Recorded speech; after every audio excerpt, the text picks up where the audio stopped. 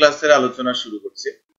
So নবম ক্লাসের নবম ক্লাস না, নবম ক্লাসটা আমরা করব বেসিক্যালি পিএসপি এর উপরে এবং পিএসপি বেসিক লেভেল সিনট্যাক্স দিয়ে স্টার্ট করব। পিএসপি কি, পিএসপি দিয়ে কি কি করা যায় না করা যায় সবকিছু নিয়ে একটু থিওরিটিক্যাল আলোচনায় আসবো আজকে।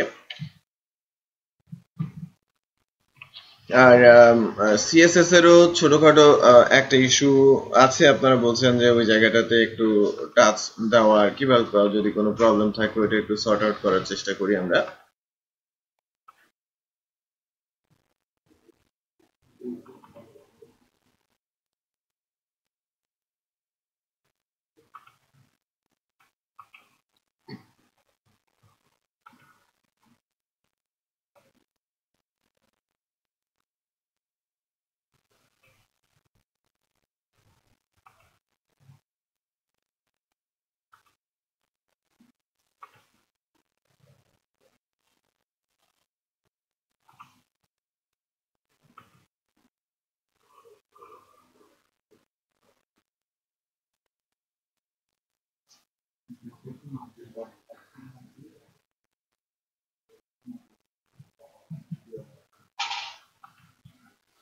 সো দেখেন এখানে বেশ কিছু অ্যাঙ্কর আছে। আমি একটু লাইভ প্রজেক্টের কোনো একটা পার্টিকুলার ফিচার আপনাদের একটু দেখাই। টিভি স্ক্রিন নাই,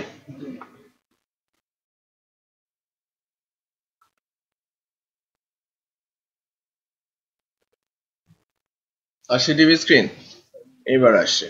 একটু দেখি আমরা বিষয়টা।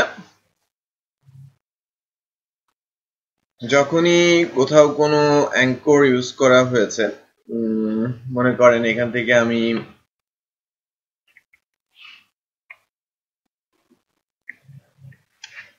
কোর্স বলছি, এই যে কোর্স, খেয়াল করেছেন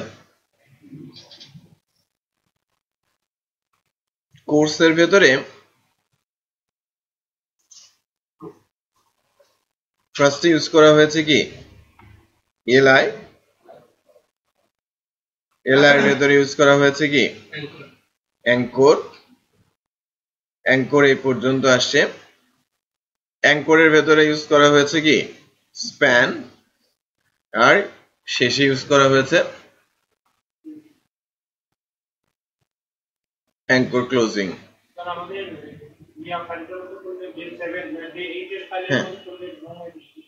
হ্যাঁ, ওখান থেকে আমি দেখাচ্ছি ওরা কিভাবে করেছে, সেটা আমি বলার চেষ্টা করছি। এটা ছিল হচ্ছে টেক্সট রিলেটেড ইস্যুতে, হ্যাঁ টেক্সট রিলেটেড। বাটনের ইস্যুতে বাটন কনসেপ্টটা বিট ডিফারেন্ট হয়। আমি যাব হচ্ছে আমাদের এই পার্টিকুলার লোকেশনে। তো দেখেন আমি যদি এখানে অ্যাঙ্করিং করি তাহলে প্রবলেমটা কি হয়, আউটারে অ্যাঙ্করিং করি,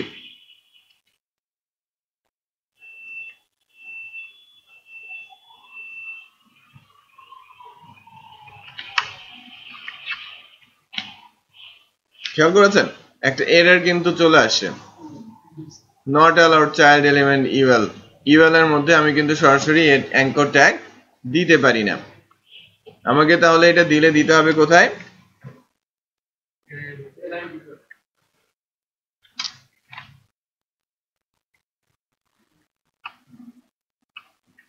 এলআই এর মধ্যে। এখন আমি সেটা দিলাম, অ্যাঙ্কর ট্যাগ আমি দিয়েছি, এটা আমি ডে8 এর কোড নিয়েই কাজ করছি।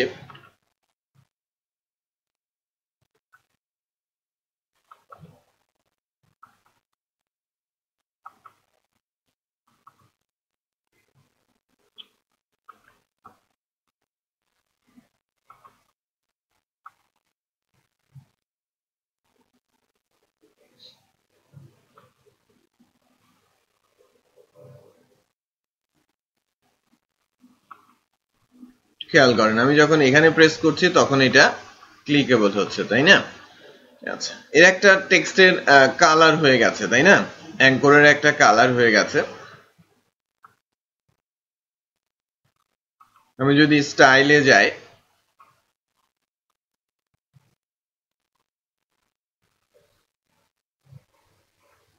ইউএল এলআই এ,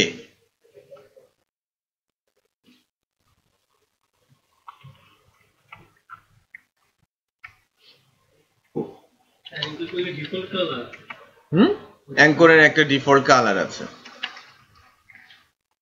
কালার কি এটা? আমাদের কি ছিল? হোয়াইট। ফর এক্সাম্পল আমি অ্যাঙ্করের টেক্সট কালার কি করে দিলাম? হোয়াইট করলাম। সে কিন্তু অ্যাঙ্কর টেক্সট কালার হোয়াইটে আছে। সো এবার আমি ক্লিক করলাম, সে কি পরিবর্তন করছে? পরিবর্তন করছে, সাদায় রয়ে গেছে। আপনার এখন আপনি হুবারে যদি আপনি আপনার মতো করে হুবারিং করতে চান, সেটা লেখার বাইরে যদি আপনি কাজটা আনেন, কিন্তু ওটা কিন্তু টেক্সটটাকে চেঞ্জ করে না। আমরা যখন করছি, আমি যখন করছি, হ্যাঁ, মানে টেক্সটের উপরে যদি আমি কাজ করতে নিই, তখনই করে। তখন কি হুবার মানে ক্লিকেবল হয় না, ক্লিকেবল হয় না। হ্যাঁ, ক্লিকেবল হওয়ার বিষয়টা ভিন্ন। ক্লিকেবল বেসিক্যালি এখন আর এই বাটন মেনু আপনি দেখবেন না কোথাও।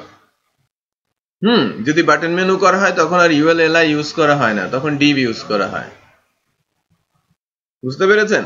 আর অ্যাঙ্করের মধ্যে ডিভ দেওয়া যায় অথবা স্প্যান দেওয়া যায়। অ্যাঙ্কর বাইরে থাকে আর ভেতরে ডিভ বা স্প্যান ইউজ করে বাটনের শেপ করা হয়। হ্যাঁ, ওইটাই স্প্যান ইউজ করা যায়। তো তখন আর লিঙ্ক অ্যাঙ্কর ইউজ হয় না। যখন অ্যাঙ্কর লিস্ট ট্যাগ ইউজ হয় তখন এই নর্মাল বাটন লিঙ্ক আকারে থাকে। এরকম আমাদের মতো যে বাটন আমরা যেগুলো করছি সেই বাটন থাকে না। আবার যে বাটন আকারে যখন দেখেন ওটা ইমেজ আকারে থাকে, আর ইমেজ অ্যাঙ্করের মধ্যে দেয়া যায়, বাট এলআই কে অ্যাঙ্করের মধ্যে দেয়া যায় না। এটা রুলস। আর আমরা এটা করেছি কি দিয়ে? এলআই দিয়ে। ওকে, এই হচ্ছে বিষয়। আচ্ছা,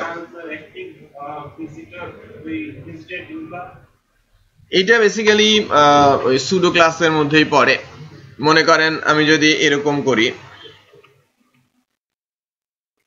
জাস্ট কালার নিয়ে বলি, কোলন অ্যাক্টিভ, এটা একটা সুডো ক্লাস।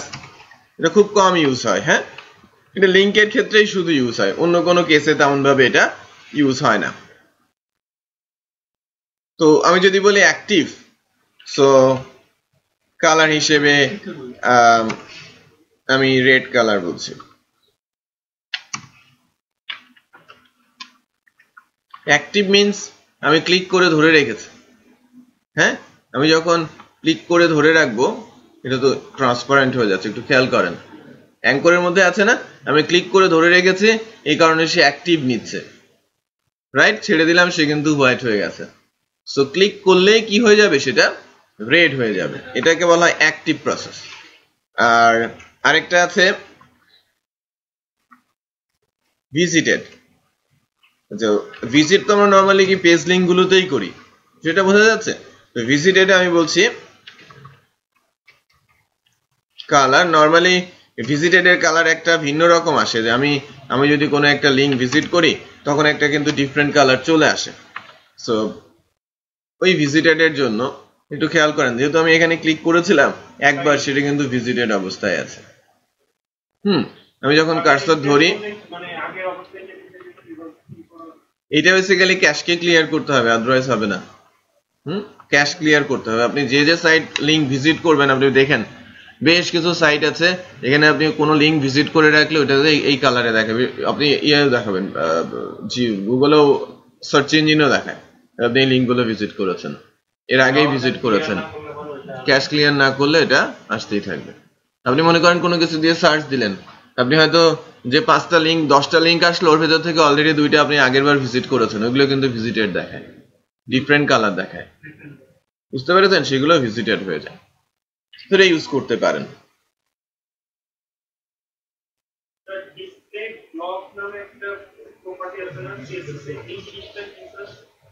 ডিসপ্লে ব্লকটা মূলত একটা সিঙ্গেল লাইনের মধ্যে কন্টেন্টটাকে রেখে দাও, এটা যেন ভেঙে না যায়। মনে করেন আপনি বাটন ইউজ করছেন, জায়গা না পেলে কি হয়, এটা সেকেন্ড লাইনে চলে আসে না, ভেঙে নিচে চলে আসে। কোনো কিছু যখন আপনি একটা লাইনে দেখাতে যাচ্ছেন, একটা দূর যাওয়ার পরে ভেঙে নিচে চলে আসে। হ্যাঁ, স্পেস না পেলে ভেঙে চলে আসে। আপনি ডিসপ্লে লাইন মানে ডিসপ্লে ব্লক যদি বলে দেন ইনলাইন, তখন এটা লাইনটা ভাঙবে না। সে যদি ওরকম ক্রসও করে যায়, সে ক্রস করে যাবে। বুঝতে পেরেছেন? লাইনটা ভেঙে 2 ভাগে ভাগ হয়ে যাবে।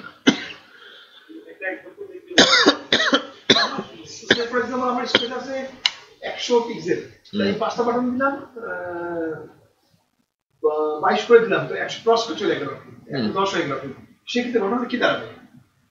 ওই এটাকে ক্রস করে চলে যাবে, ওই এটাকে বাউন্ডারিটাকে বড়টাকে। যখন আপনি যদি ইনলাইন দিয়ে দেন, সে এক লাইনেই থাকার চেষ্টা করবে, ভাঙবে না। অনেক সময় ওই কেসগুলো তো আমরা ইউজ করবো না, আমরা প্রয়োজন অনুযায়ী ইউজ করব। আমি ডিসপ্লে ইনলাইন কখন নিব, যে আমার যেন এই কন্টেন্টটা কখনোই ভেঙে না যায় যখন রেসপন্সিভ ইউজ করা হয়। আমি যখন ছোট বড় করছি, ছোট বড় ভেঙে চলে আসছে, এরকম যেন না হয়। জায়গা না পেয়ে সে চলে আসে না, সে জায়গা না পেলে ওইটাকে সে স্থির ধরে রাখবে, ম্যানেজ করে নেবে।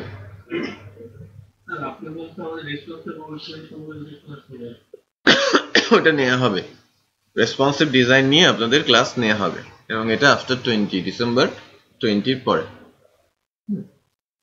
এর আগ পর্যন্ত আমি পিএসপি বেসিক সিনট্যাক্স নিয়ে আগাবো, তারপরে কিছু কয়েকটা class responsive web design, JavaScript, jQuery-র উপরে হবে। তখন আপনাদের না, ওইটা ধরাটা পিএসপি সিনট্যাক্স শেষ হওয়ার পরে ওইটা ধরা হবে। মানে পিএসপি আর জাভাস্ক্রিপ্টের সিনট্যাক্স গুলো খুব কাছাকাছি, যাতে দুইবার সিনট্যাক্স গুলোকে এলাবোরেট করতে না হয়। যে আমি যদি জাভাস্ক্রিপ্ট সিনট্যাক্স এলাবোরেট করি আর পিএসপি তে যদি স্কিপ করে যাই, পিএসপি তে যদি বলে এটা জাভাস্ক্রিপ্টের মতো, তাহলে তার হলো না। আমরা কোর্স করছি কি পিএসপি, সো পিএসপি তে আমরা এলাবোরেশন শিখবো, আর তখন জাভাস্ক্রিপ্টে গিয়ে বলবো যে এই জায়গাটা পিএসপির মতো আর এই জায়গাটা জাভাস্ক্রিপ্টে আলাদা। তো আমরা দুই জায়গায় কিন্তু এলাবোরেশনে যাব না, যাতে আমাদের সময় কিল হয়ে যাবে। বুঝতে পেরেছি?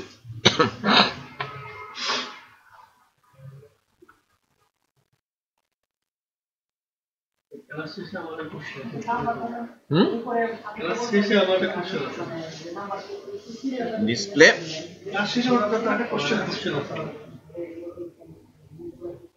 ইনলাইন ব্লক ইউজ করতে পারেন। তাহলে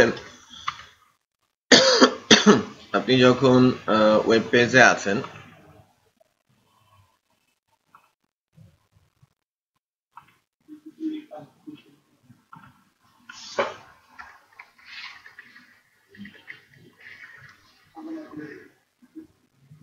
ঠিক আছে,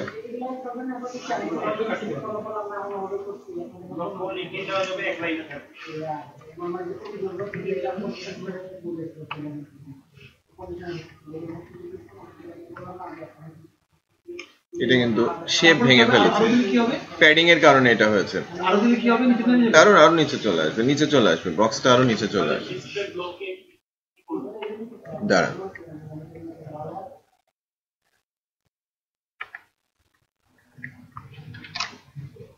দেখেন ও কিন্তু ওর পাশাপাশি নিচ্ছে। হ্যাঁ,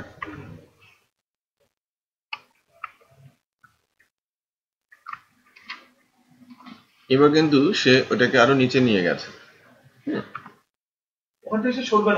না, সরবে না, সে তার পজিশন থেকে সরবে না। হাইটটা কিন্তু সে বাড়াচ্ছে, ভেতরের দিকে ঢুকে যাচ্ছে। এখন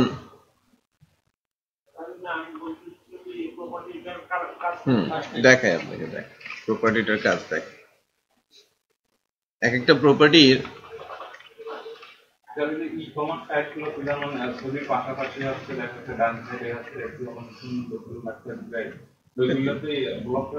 ব্লক করে করা, ডিসপ্লে ব্লক করে করা, পাশে নিয়ে যাওয়ার জন্য। সিএসএস ডিসপ্লে প্রপার্টি একটু খেয়াল করেন। আমি W3 স্কুলের সহজ এক্সাম্পলটাই দেখাই। এই যে ডিসপ্লে বলা হচ্ছে কি ইনলাইন, পি ডট ইনলাইন বলা হচ্ছে, প্যারাগ্রাফটাকে ইনলাইন বলা হয়েছে। এই যে প্যারাগ্রাফের যে ইয়েগুলো, প্যারাগ্রাফ, প্রত্যেকটা প্যারাগ্রাফ, কতগুলো প্যারাগ্রাফ আছে একটু খেয়াল করেন। বাট আমি যখন পি দিয়ে বলেছি ডিসপ্লে ইনলাইন, সকল প্যারা একটা লাইনে চলে গেছে। বুঝতে পেরেছেন? সকল প্যারাগ্রাফ কি হয়ে গেছে? না, আপনি কিভাবে যাবে? লাইন ব্রেক দেখেন, আমি এটাকে তুলে দেই, একটু খেয়াল করেন। এটা লাইন ব্রেক ছাড়া কি হবে?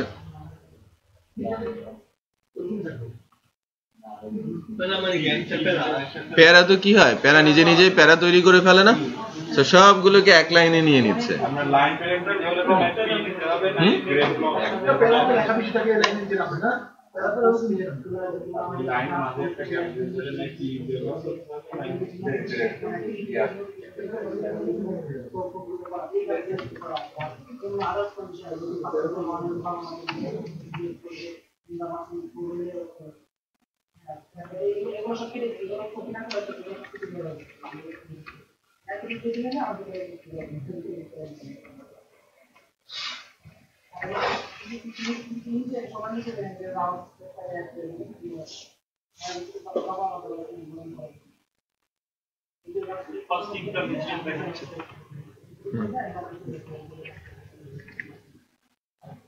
ডিসপ্লে ব্লক তো নামে কোনো প্রপার্টি নেই, ইনলাইন ব্লক আছে। ডিসপ্লের ইনলাইন ব্লক হচ্ছে ভ্যালু। এটা বিট ডিফারেন্ট, হ্যাঁ, ভ্যালু গুলো বিট ডিফারেন্ট। আপনি যদি ইনলাইন ব্লক বেসিক্যালি ফিক্স করে দেওয়ার জন্য ইউজ করা হয়, বাট যদি কোনো জায়গা না থাকে সে ওটাকে ভেঙে ফেলে ইনলাইনটা। ডিসপ্লে হচ্ছে প্রপার্টি, ইনলাইন ব্লক, এরকম বেশ কিছু ভ্যালু আছে, একটু খেয়াল করেন কতগুলো ভ্যালু আছে, অনেক ভ্যালু আছে। ডিসপ্লের আন্ডারে এগুলো হচ্ছে তার ভ্যালু, এটা ডিসপ্লের ভ্যালু। বুঝতে পেরেছেন? এগুলো টেস্ট করে করে আপনারা দেখবেন কার কি কার।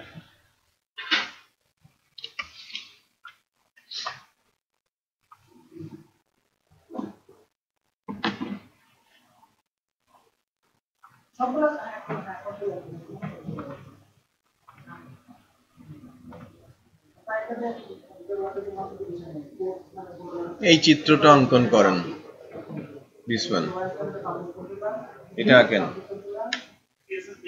না, খাতায় আঁকেন। এটা আমি এখন কথা বলবো এটার উপরে।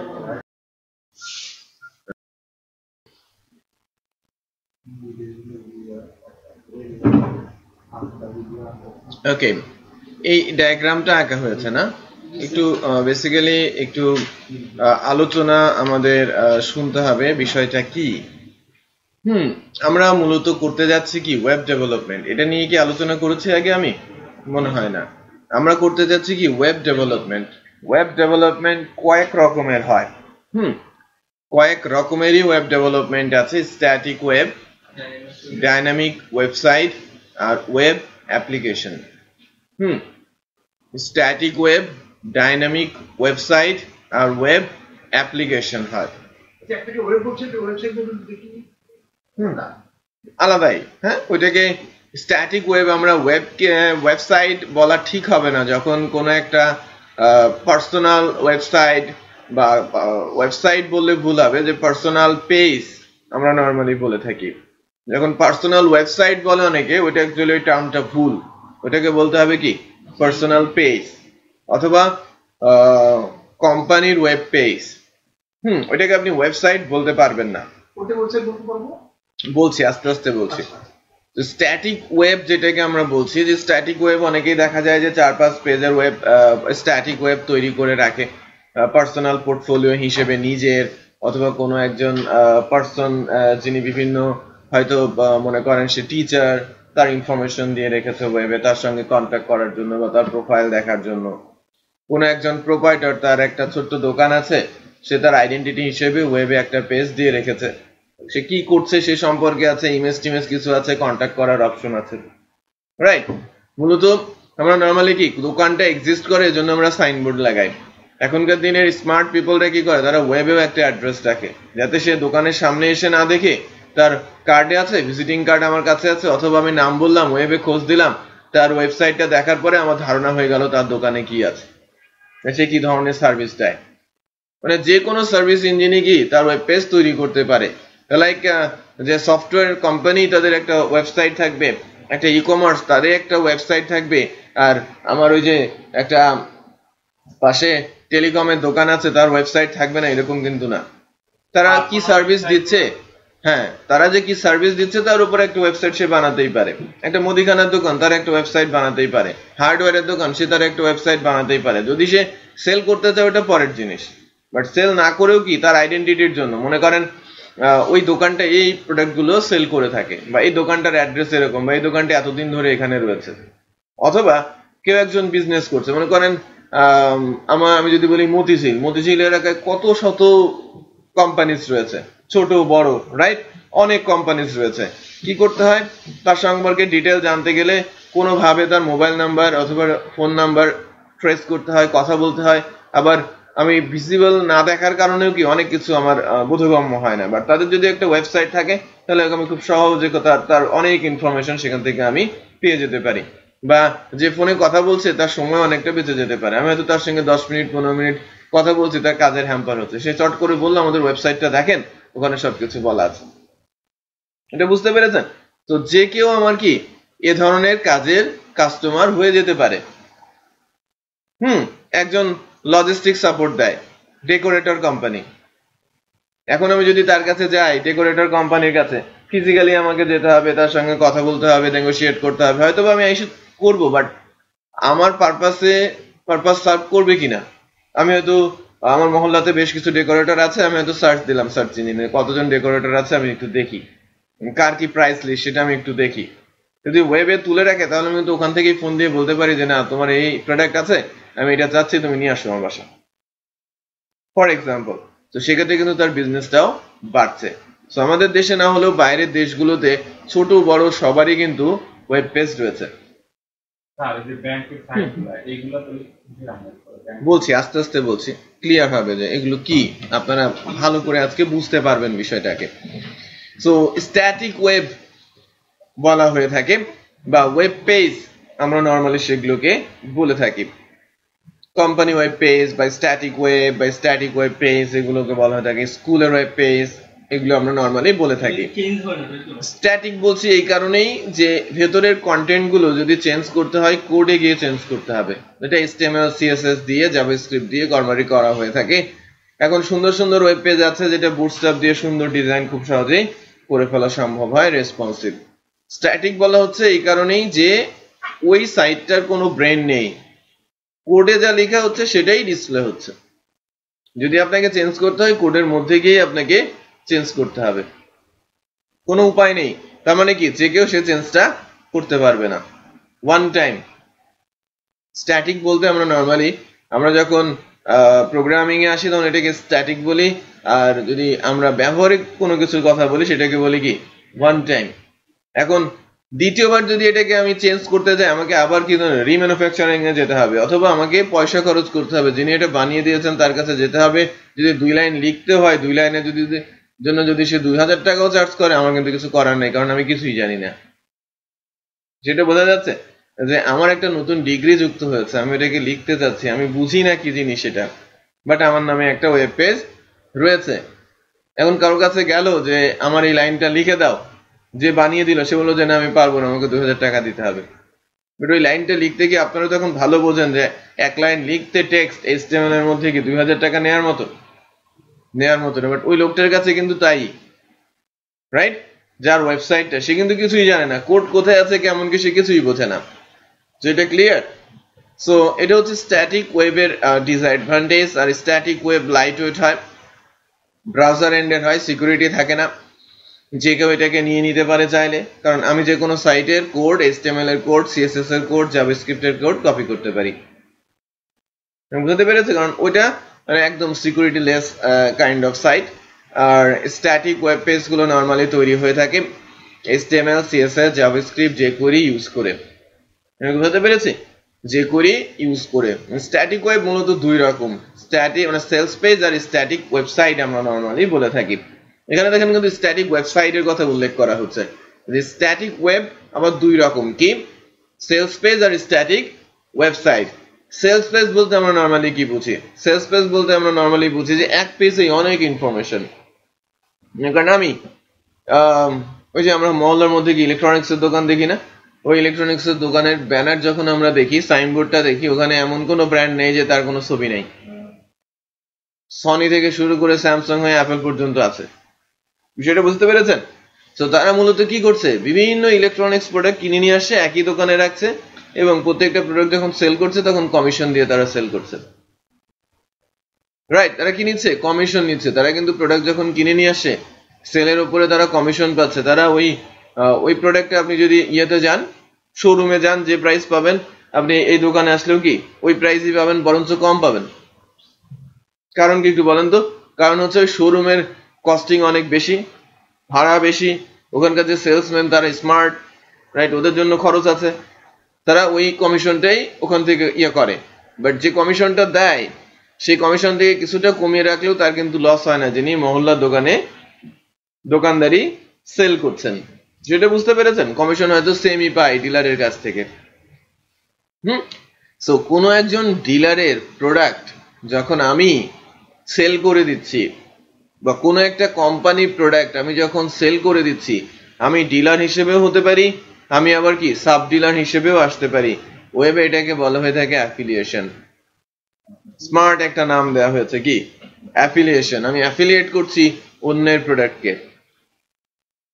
যে তুমি আমার পেজে আসো, আমার পেজে সাইড বাই সাইড কম্পেয়ার করো 5টা সাইটের একই প্রোডাক্ট, লাইক আমি অ্যামাজন, আমি ইবে, আমি কিউ, আমি আলিবাবা, অথবা আমি আমাদের বাংলাদেশের আজকের ডিল, ফর এক্সাম্পল। এই 5টা সাইটের একই প্রোডাক্ট ওখানে দিয়ে রাখলাম, একটা পেজের ভেতরে 5টা সাইটেরই প্রোডাক্ট আমি দিয়ে রাখলাম। আমি বুঝতে পেরেছি? ওই পেজটাকে আমি অপটিমাইজ করে র্যাঙ্কিং এ নিয়ে গেলাম। কেউ যদি সার্চ দেয় এই পার্টিকুলার প্রোডাক্ট কিনবো বলে, তখন আমার সাইটটা চলে আসবে। বিষয়টা এরকম যে ছোট কোনো কিছুকে টেনে তোলা অনেক সহজ, আর বড় কিছুকে টেনে তোলা কিন্তু অনেক কঠিন, অনেক শক্তি ব্যয় করতে হয়, অনেক সময় সাপেক্ষ ব্যাপার, তাই কিনা? আপনি কুয়ার মধ্যে যদি, হ্যাঁ এটাও স্ট্যাটিক। আমি বিষয়টি এভাবে বলছি যে মনে করেন কুয়ার মধ্যে 5 মণ ওজনের একটা পাথর ফেলে দেওয়া হয়েছে, আর কুয়ার মধ্যে একটা বালতি ফেলে দেওয়া হয়েছে, দুইটার সঙ্গে কিন্তু রশি দেওয়া আছে। আপনি বালতি ভর্তি করে পানি তুলতে কিন্তু একজনের বেশি লাগবে না, এবং সেটা তুলতেও কিন্তু কষ্ট হবার কথা না। ওই 5 মণ ওজনের যে পাথরটা ফেলে দেওয়া হয়েছে, ওর তো কাজের কাজ হবেই না, পানি তো আসবে না, ওটা তুলতে কিন্তু একজনের পক্ষে সম্ভব না, রাইট? কয়েকজনকে ওখানে নিতে হবে, এবং রশিটা অনেক শক্ত হতে হবে কিন্তু। বুঝতে পেরেছি? তো যখন হিউজ সাইট, তারা লাখস অফ প্রোডাক্ট নিয়ে কাজ করছে, তাদের পক্ষে সম্ভব না ইন্ডিভিজুয়াল কোনো একটা প্রোডাক্টকে র্যাঙ্কিং এ সামনে তোলা। বাট যারা একটা নির্দিষ্ট প্রোডাক্ট নিয়ে কাজ করছে, তাদের জন্য কিন্তু অনেক ইজি র্যাঙ্কিং এ ওটাকে সামনে তোলা। র্যাঙ্কিংটা কোথায় হবে? ওয়েবে প্রোডাক্ট কোথায় সেল হয় বা কিভাবে সেল হয়? ডিরেক্ট দোকানে যত না যায়, সার্চ করার মাধ্যমে দোকানে যায় সবচেয়ে বেশি মানুষ, সার্চ ইঞ্জিন দিয়ে। বুঝতে পেরেছি? আর সার্চ ইঞ্জিনে যারা এক্সপার্ট, তারা ওই সেলস পেজ গুলোকে অপটিমাইজ করে শুরুর দিকে নিয়ে আসে। আর আমরা মনে করি কি যারা শুরুর দিকে আসে তারাই ভালো, তারাই ট্রাস্টেড। বুঝতে পেরেছি? বড় ছাড়া তারা তো প্রথমের দিকে আসার কথা না। বাট আলটিমেটলি কি, সে জনপটেই সে অন্যের প্রোডাক্ট সেল করছে। আপনি যখন ওই কোনো কিছু দিয়ে সার্চ দিলেন আর একটা লিঙ্ক আসলো, আর ওই লিঙ্কে গেলেন আপনি, ওখানে দেখা যাচ্ছে 4-5টা প্রোডাক্ট শো করছে। যখনই আপনি প্রোডাক্টের ডিটেলে অথবা কার্টে অ্যাড করে দিলেন, তখন কিন্তু আপনি চলে গেলেন কোথায়? মূল সাইটে। আমার দায়িত্ব শেষ, আমি শুধু পার করে দিলাম একজন ইউজারকে, আমি পার করে দিলাম, আমার সাইট হয়ে সে অ্যামাজনে চলে গেল। অ্যামাজনে আমার একটা অ্যাকাউন্ট তৈরি করা আছে, অ্যাফিলিয়েশন অ্যাকাউন্ট। সেই অ্যাকাউন্টের মাধ্যমে সে কিন্তু প্রোডাক্ট এনেছে, তার মানে ওই প্রোডাক্ট কোডের পেছনে একটা আইডেন্টিফিকেশন কোড আছে। আমাকে চিনবে যে এখান থেকে ক্লিক করে আসলে কার মাধ্যমে এসেছে, সেটা অ্যামাজন আমাকে চিনবে। এবং ওখানে রেশিও আছে আপ টু 40%। যদি প্রোডাক্টটা সেল হয়ে যায় এবং কাস্টমার অ্যামাজনকে টাকা দেয়, সেক্ষেত্রে যদি সেটা 40%-এর প্রোডাক্ট হয় $100, তাহলে তার অ্যাকাউন্টে $40 অ্যাড হয়ে যাবে। প্রোডাক্ট অ্যামাজনের, প্রোডাক্ট শিপিং করবে অ্যামাজন, রাইট? সবকিছু দেখবে, ওয়ারেন্টি থেকে শুরু করে সবকিছু দেখবে কে? অ্যামাজন। বাট আমি $40 মাঝখান থেকে পেয়ে যাবো। বুঝতে পেরেছেন? এদেরকে বলা হয় ওয়েব অ্যাফিলিয়েটস। সো ওই অ্যাফিলিয়েশন সাইটে যারা করে, তারা কিন্তু একাধিক পেজের সাইট বানায় না, তারা এক পেজেই অনেকগুলো প্রোডাক্ট, বিশেষ করে তারা একই প্রোডাক্ট ভিন্ন ভিন্ন কোম্পানি থেকে নিয়ে রেখে দেয়, যাতে ওই এক পেজ থেকেই আমরা যাচাই বাছাই করতে পারি, করে সেখান থেকে তারা প্রোডাক্টগুলো কিনতে পারি। সে ধরনের সাইট খুব চলে, যাদেরকে যে সাইটগুলোকে আমরা নর্মালি বলে থাকি sales page, affiliation web page. এখন অ্যাফিলিয়েশন গুলো মোস্টলি ফেসবুকে চলে আসে, ওয়েব পেজও তারা তেমন ভাবে ইউজ করছে না, বাট এই ধরনের ওয়েবসাইট স্টিল ডেভেলপ হচ্ছে এক পেজের ওয়েবসাইট, পুরোটাই কি HTML CSS আর জাভাস্ক্রিপ্ট। এই প্রোডাক্ট গুলো কিন্তু সে কপি করে নিয়ে আসে কার কাছ থেকে, মার্চেন্টের কাছ থেকে, কোম্পানির কাছ থেকে। ওই কোড গুলো এনে সেখানে বসিয়ে দিচ্ছে, সুন্দর করে ডিসপ্লে হচ্ছে। এটা বুঝতে পেরেছেন? সো এই সাইট গুলো বানানোর জন্য HTML CSS জাভাস্ক্রিপ্ট jQuery ছাড়া অন্য কোনো কিছু লাগে না। না, এটা ই কমার্স না, এটাকে সেলস পেজ বলা হয়।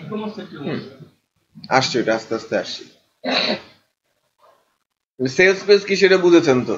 মানে স্ট্যাটিক ওয়েবসাইট সেটা আবার কি? স্ট্যাটিক ওয়েবসাইট হচ্ছে যে 4-5টা পেজের ওয়েবসাইট যা HTML CSS জাভাস্ক্রিপ্ট দিয়ে বানানো, যার কোড চেঞ্জ করলেই কন্টেন্ট চেঞ্জ হবে, আদারওয়াইজ চেঞ্জ করা সম্ভব না, যেটা কিছুক্ষণ আগে বললাম।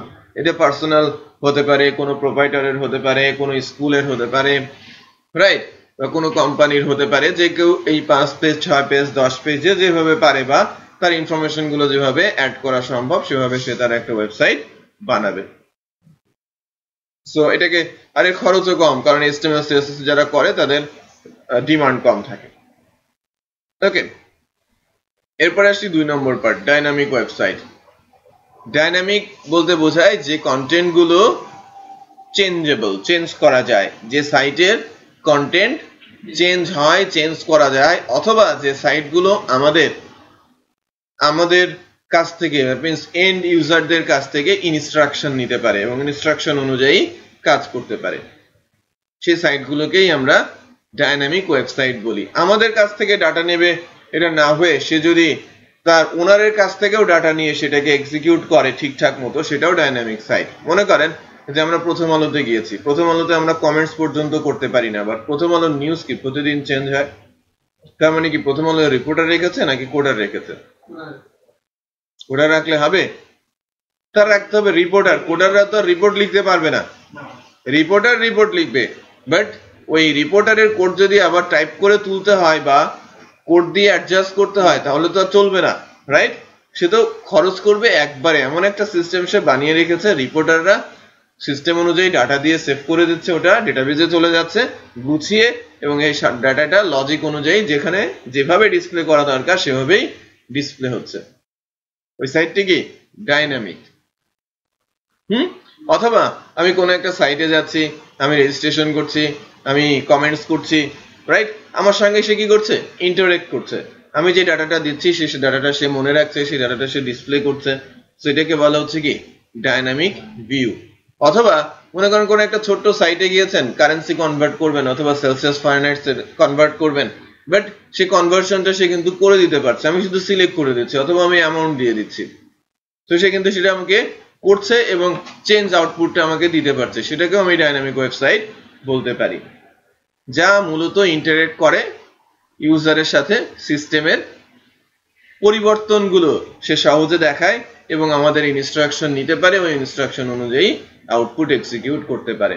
এবং এটা করার জন্য একটা ব্রেন দরকার, একটা প্রোগ্রামের দরকার। সেই প্রোগ্রামটা কি সার্ভার সাইড প্রোগ্রামিং ল্যাঙ্গুয়েজ। তো সার্ভার সাইড ল্যাঙ্গুয়েজ হিসেবে এই যে এই লিস্টে একটু খেয়াল করেন, সার্ভার সাইড প্রোগ্রামিং ল্যাঙ্গুয়েজ হিসেবে অনেকগুলো প্রোগ্রামিং ল্যাঙ্গুয়েজ আছে, যার মধ্যে এইগুলো অন্যতম: PHP, জাভা, সি শার্প মানে .NET এর সি শার্প, পার্ল, পাইথন আর রুবি। এটা হচ্ছে powerful server side programming language, যারা ওয়েব সার্ভারের মধ্যে রান করে। আর এই ওয়েব সার্ভারের মধ্যে রান করে তারা মূলত ওয়েবসাইটকে ডাইনামিক করতে সাহায্য করে। তো ডাইনামিক ওয়েবসাইট তৈরি করার ক্ষেত্রে ম্যান্ডেটরি হচ্ছে HTML, CSS, সার্ভার সাইড যে কোনো ল্যাঙ্গুয়েজ, আমি এখানে PHP লিখেছি, আর MySQL। জাভাস্ক্রিপ্ট, AJAX, jQuery অত্যন্ত গুরুত্বপূর্ণ একটা অনুষঙ্গ বলা হয়। এটা না হলে যে হবে না সেটা কিন্তু বলছি না, বাট এটা না হলে আমি যা বানাবো মূলত সাদা কালো টিভির মতো হবে। বুঝতে পেরেছি? সো ইন্টারঅ্যাক্টিভ করার জন্য মূলত জাভাস্ক্রিপ্টকে ইউজ করা হয়। জাভাস্ক্রিপ্ট এই AJAX, jQuery জাভাস্ক্রিপ্টেরই একটা মানে অবিচ্ছেদ্য অংশ। একটা হচ্ছে অ্যাসিনক্রোনাস রিকোয়েস্ট, আর একটা হচ্ছে লাইব্রেরি। সেগুলো নিয়ে ডিটেল আলোচনা আসবে, বাট আমি যদি একটা ডাইনামিক ওয়েবসাইট বানাতে চাই তাহলে মিনিমাম কি লাগবে? HTML, CSS, server side language এবং ডেটাবেস। ডেটাবেস বিষয়টা কি?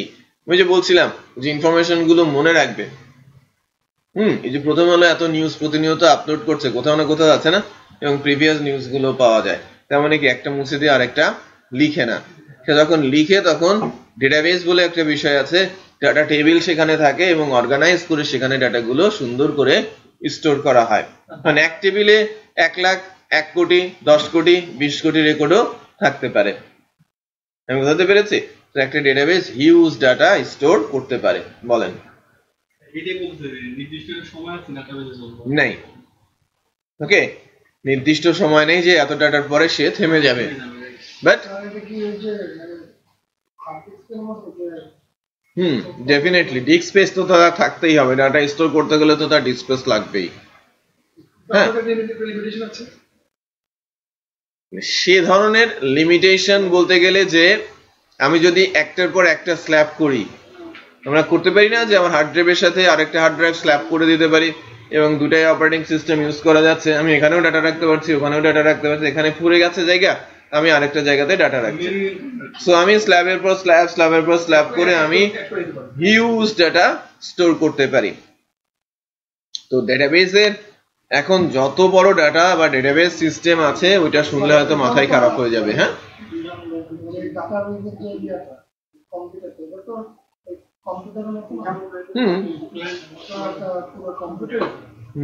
ওটাও একটা সিস্টেম, বাট ওটা সিস্টেমটা ডিফারেন্ট। মনে করেন আমার বিশাল বিশাল সিপিইউ আছে, বিশাল সিপিইউর জন্য একটা মনিটর। ধরে আমার হচ্ছে মনে করেন যে 1000 টেরা জায়গা আছে, 1000 টেরা জায়গা ম্যানেজ করার জন্য আমার একটাই মনিটর। বুঝতে পেরেছি? 1000 টেরা। এটা তো আমি কমই বলছি। হাউ কুড 1000 টেরা যদি দুনিয়া চলে আসে,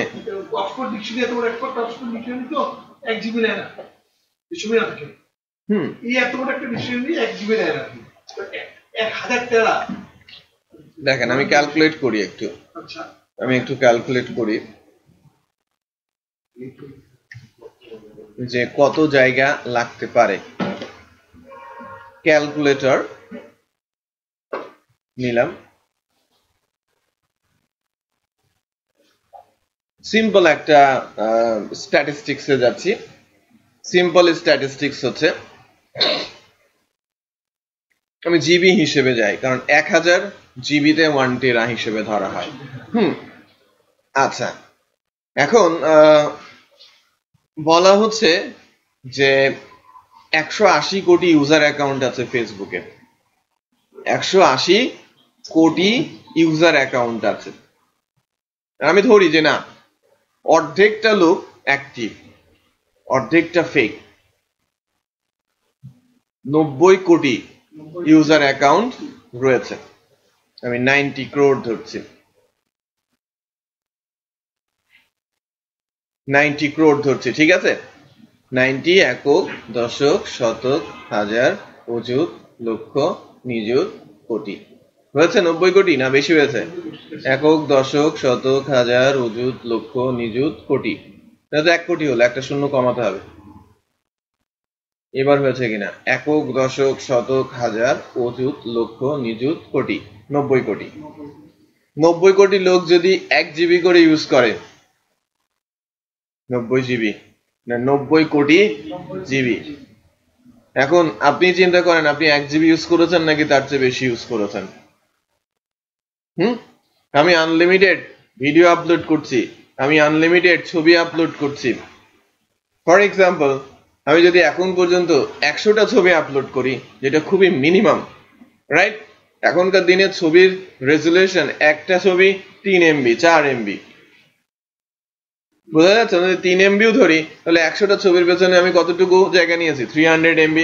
খুব ইজিলি যে আমি 1 জিবি ক্রস করে গেছি সেটা বলাই যায়, রাইট? কেউ কেউ 5 জিবি, কেউ কেউ 10 জিবি জায়গাও হয়তো ইউজ করেছে, আর কেউ হয়তো 100 MBও ইউজ করে নাই। সো আমি অ্যাভারেজে 1 জিবি ধরছি। সো 90 crore জিবি এখন পর্যন্ত তার ডাটা স্টোরেজ আছে, আমি রাফলি একটা এস্টিমেট করছি ফেসবুকে। সো 90 crore জিবি কে যদি আমি 1000 দিয়ে ভাগ করি, একটু খেয়াল করেন। হ্যাঁ, আমি কিন্তু মিস করে ফেললাম। 90 crore, একক, দশক, শতক, হাজার, অযুত, লক্ষ, নিযুত, কোটি। সো একক, দশক, শতক, হাজার, অযুত, লক্ষ, নিযুত, কোটি। 90 crore কে আমি 1000 দিয়ে ভাগ করছি। একক, দশক, শতক, হাজার, অযুত, লক্ষ, 9 লক্ষ টেরা জায়গা দখল করেছে। আমরা ফেসবুকেরই 9 লক্ষ টেরা জায়গা দখল করে আছি। এটা যদি আমি রাফ বলি, রাফ, বাট এর চেয়ে ঢের বেশি হতে পারে। বুঝতে পেরেছেন? আরো বেশি হতে পারে। হ্যালো, ওয়ালাইকুম আসসালাম। বলেন। একটা রাফ এস্টিমেশন দিচ্ছিলাম, তাই না? আচ্ছা, এই হচ্ছে ইস্যু যে আমরা এই ডাটাগুলো আছে বা এখানে ডাটাগুলো রাখা হচ্ছে।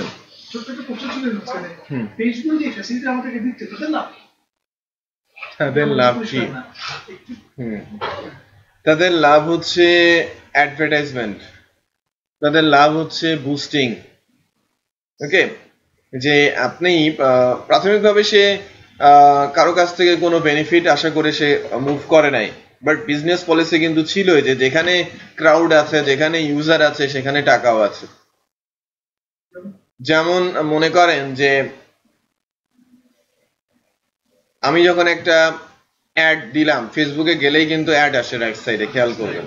কারণ ওই অ্যাডটা তো আপনি ফ্রিতে দিতে পারবেন না তার কাছে, এবং সেই অ্যাডটা পয়সার উপর বেস করে কয়েকজনকে দেখাবে সেটা কিন্তু সেই নির্ধারণ করবে।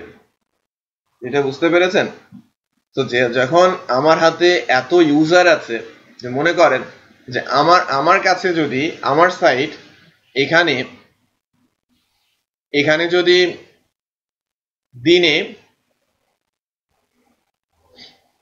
দিনে আমার কাছে যদি 25,000 ইউজারও আসে, 25,000, বেশি বলছি না, 25,000 অনলি, হলে যে কোনো অপারেটর আমাকে প্রতি মাসে 5 লাখ টাকা দেবে। যে কোনো অপারেটর, গ্রামীণ বলেন, বাংলালিংক বলেন, বা রবি বলেন। বুঝতে পেরেছি? তো ধরেন যদি 1 লাখ ভিজিটর আসে, ডেফিনেটলি আরো বেশি দেবে। অ্যাড আমি তাদের ডিসপ্লে করব। এখানে আমার গাছটা না দেখে আমি হয়তো তার অ্যাড ডিসপ্লে করব। যেটা বুঝতে পেরেছেন? ওরা চায় কি মানুষের কাছাকাছি পৌঁছতে, যে কোনো ভাবে অফার গুলো দেখাতে, যে কোনো ভাবে যাতে সে সেল করতে পারে বিজনেস পলিসি অনুযায়ী। বা টেরিফও আছে। এই যে নিউজ পেপার গুলো কিভাবে চলে, অনলাইন নিউজ পেপার গুলো সব অ্যাডভার্টাইজমেন্ট থেকে চলে। এর ইউজারের সংখ্যা ভেরি লিমিটেড, হ্যাঁ, 1000, 10,000, লাইক 1 লাখ, বাট ফেসবুকের 100 কোটি। তো তার পাওয়ার ওই ট্রাম্পের চাইতেও বেশি। বুঝতে পেরেছেন? যে কোনো সময় যে কোনো কিছু করে ফেলতে পারেন। ট্রাম্প যে আজকে প্রেসিডেন্ট হয়েছে, কেউ কেউ বলে ফেসবুকের কল্যাণে, কারণ সে রিপাবলিকান। ফেসবুকের ওনার রিপাবলিকান, এবং ভোটের 2-4 দিন আগ থেকে এমন কিছু পোস্ট চলেছে আমেরিকাতে, যার মাধ্যমে পুরো ভোট শিফট হয়ে, বিশেষ করে ওই ইলেকট্রিক্যাল ভোট গুলো শিফট হয়ে চলে গেছে ট্রাম্পের দিকে। গ্যাম্বলিং যেটাকে নর্মালি বলে। সো পাওয়ার বেসিক্যালি যেখানে মানুষ আছে, যার পেছনে মানুষ আছে, তারই ডিমান্ড আছে। এখন যদি বলি যে আমি যদি ডাক দেই আর আমার পেছনে যদি 1000 লোক চলে আসে, ডেফিনেটলি যে কেউ আমাকে সমীহ করবে। আর আপনি ডাক দিলেন 10 জন লোক আসলো, আপনাকে গুনবে না। যেটা বুঝতে পেরেছেন? 10,000-এর জায়গায় 10 লাখ, কথাই নাই, আপনি হচ্ছে লাইমলাইটে চলে আসবেন। একটু খেয়াল করে দেখেন, আপনি এখানে বসে চিল্লান, কিছুই হবে না, বাট আপনি ডাক দিয়েছেন, বেশি না 500 লোক এসে আপনার সঙ্গে চিৎকার করছে, সঙ্গে সঙ্গে অনলাইন নিউজ পেপার গুলোতে হেডলাইন হয়ে যাবেন আপনি। এটাকে বলা হয় কি ম্যান পাওয়ারের শক্তি বা ফুটল্যান্ডের পাওয়ার। সো সাইটের বেনিফিট ওখানেই, যে সাইটে যত বেশি ভিজিটর তার পাওয়ার তত বেশি এবং মানুষ সেখানে পৌঁছানোর জন্য হুমড়ি খেয়ে পড়বে, এটাই স্বাভাবিক। ফেসবুক এখন যেটা করছে অ্যাডভার্টাইজমেন্টের মাধ্যমে, পোস্ট বুস্টিং এর মাধ্যমেই তার ম্যাক্সিমাম ইনকাম চলে আসছে। এখন সে মানে আইটিতে 4 নম্বর ধনী বা 3 নম্বর ধনী, বুঝতে পেরেছি? আইটিতে এত ইনকাম তার আসছে। সো আমাকে যখন বলা হচ্ছে, মনে করেন যে আমি যদি ফেসবুকে থাকি, একটা ছোট্ট জিনিস আপনাকে দেখাই বা আপনাদের দেখাই ওর ইনকাম কোথায়।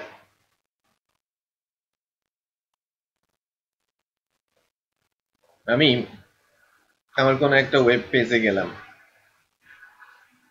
এখন তো অনেকে বিজনেস করে না, অনেকেই কিন্তু বিজনেস করে কি, সেই ই কমার্সের পেজ খুলে ফেসবুকে ওটা শেয়ার করে।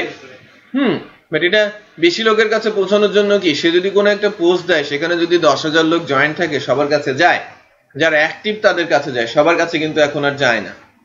বুঝতে পেরেছি? ফেসবুক ওই মেকানিজম অনেক আগেই ডেভেলপ করে ফেলেছে, যে না আগে যেরকম পোস্ট দিলে সবার কাছে পৌঁছতো, এখন পোস্ট দিলে আর সবার কাছে পৌঁছচ্ছে না। ওকে, সো মনে করেন সে আমাকে বলছে যে আমার এটা যেহেতু একটা পেজ অথবা একটা গ্রুপ, এই যে আমি একটা পোস্ট দিয়েছি যে আমার আমার আমার এখানে 4টা ফ্রি কোর্স চলে, সো আমাকে বলছে বুস্ট পোস্ট। এটা তো ইনকা আছে, দেখেন না আপনাকে বুস্ট করতে গেলে আপনাকে ফ্রিতে বুস্ট করতে দেয় কিনা। কখনো ট্রাই করেছেন বুস্ট করা?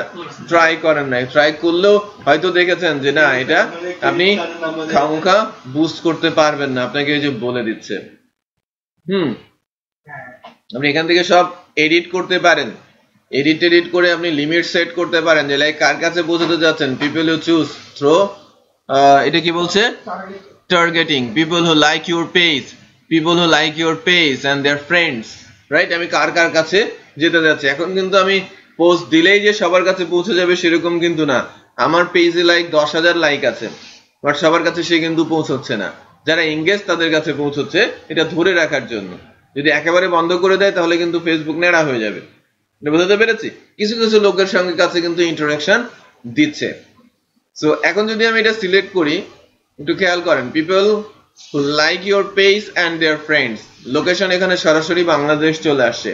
ঠিক আছে, মোর ইস্যুতে গেলে আমি এজ লিমিটটা নিয়েও কথা বলতে পারি যে এজ কতটুকুর মধ্যে হবে। আমি এটা চাইলে এডিটও করতে পারি এজ লিমিট। ওকে, সো অডিয়েন্স 1 এর কথা যদি বলি যে লাইক বাংলাদেশ যে কোনো এজে যাবে, ক্রিয়েট নিউ অডিয়েন্স আমি করতে পারি, বাজেট এন্ড ডিউরেশন। এই যে এখানে যখন আসছেন, এখানে নিচে তখন আমি আসি, বাজেট এন্ড ডিউরেশন সে দিয়ে দিয়েছে। টোটাল বাজেট কত? 158 টাকা। এই 158 টাকায় সে আমাকে পৌঁছে দেবে কতজনের কাছে? 4,000 থেকে 11,000 লোকের কাছে। সে 4,000ও দিতে পারে, 11,000ও দিতে পারে, সে প্রকার ভেদে করবে। 4,000ই প্রথমে দেবে। আমি যদি তাকে 158 টাকা দেই, সে আমাকে ফার্স্ট টাইম 4,000 করবে। পরের দিন যদি দেই সে হয়তো আরেকটু বাড়াবে, পরের দিন দিলে আরেকটু বাড়াবে। Policy different. এটাকে বোঝাতে পেরেছি? তোর ইনকাম কোথা থেকে? Number of people, lakhs of people, the crores of people boost করছে রেগুলার। আমি যদি বলি যে প্রতিদিন 90 কোটি ভ্যালিড ইউজারের মধ্যে 90 কোটি ভ্যালিড ইউজারের মধ্যে যদি 1 লাখ লোকও বুস্ট করে, 1 লাখ কিন্তু পার্সেন্টেজ হিসেব করলে অনেক দূরে পৌঁছে যাবে। 90 কোটি থেকে আমি 1 লাখ বলেছি। 1 কোটির 1 লাখ মানে কি? 1%।